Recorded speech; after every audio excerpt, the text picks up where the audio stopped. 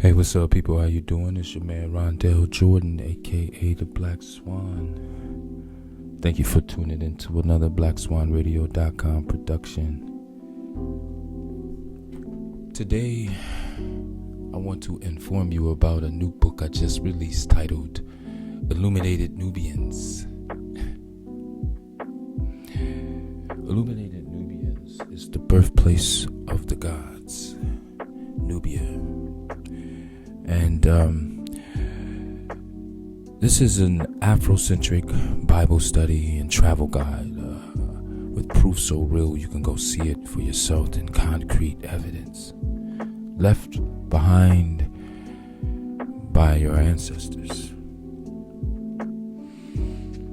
And, you know, we know when in the 1600s and the 1500s when the Bible was being put together by, King James, there's a history behind all of this, right? They had to translate it from the Greek to the English, and, there was various different denominations, there was the Protestants versus the Catholics, and there were civil wars going on in Europe at this time, at the time of the translations of the scriptures. So there's a variety of denominations, and at the end of the day, if we banking our lives on something, we should know the truth of it, right? We should get to know it. So this is really what my book is about, right? It is real world history secretly hidden in the Bible, and I think the best thing I can do for you right now is to give you a quick example. So what I'm going to do is read two quick examples of African heritage hidden in the Bible so you can understand and see clearly. So when you listen to this, I want you to picture where you are when you hear these words of Genesis 2:10. Now a river went out of Eden to water the garden, and from there it parted and became 4 riverheads. The name of the first is Pishon.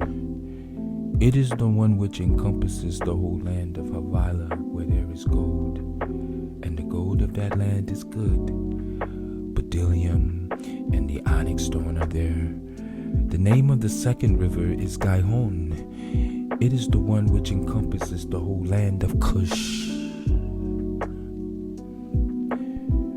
The name of the third river is Hiddekel. It is the one which goes towards the east of Assyria. The fourth river is Euphrates. Then the Lord God took the man and put him in the garden to tend and keep it.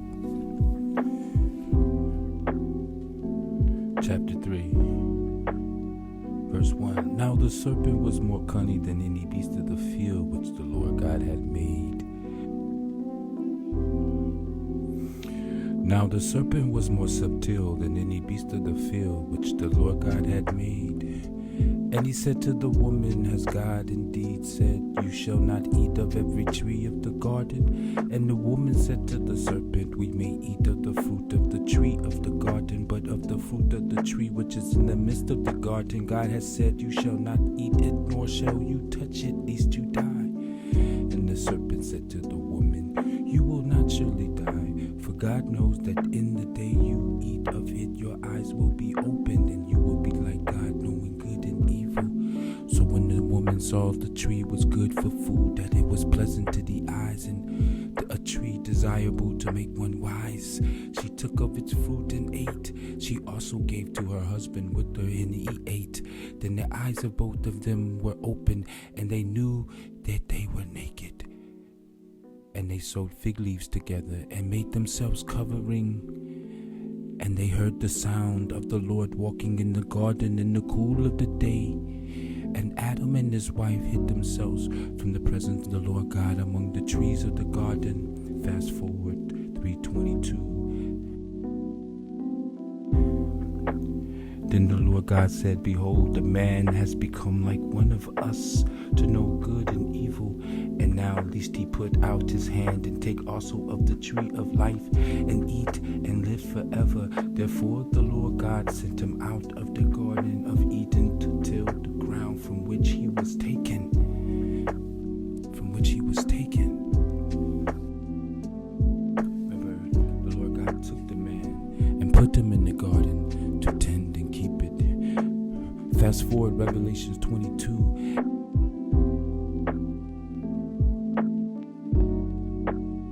And he showed me a pure river of water of life, clear as crystal, proceeding from the throne of God and of the Lamb. In the middle of its streets, and on either side of the river was the tree of life, which bore 12 fruits, each tree yielding its fruit every month. And the leaves of the tree were for the healing of the nations. And the leaves of the tree were for the healing of the nations. And there shall be no more curse, but the throne of God the Lamb shall be in it, and his servants shall serve him.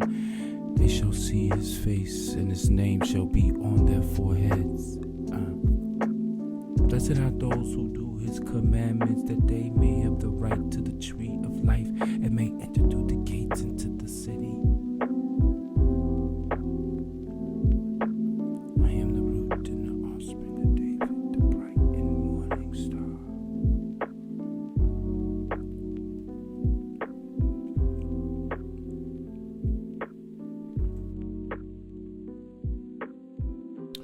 Thank you for listening.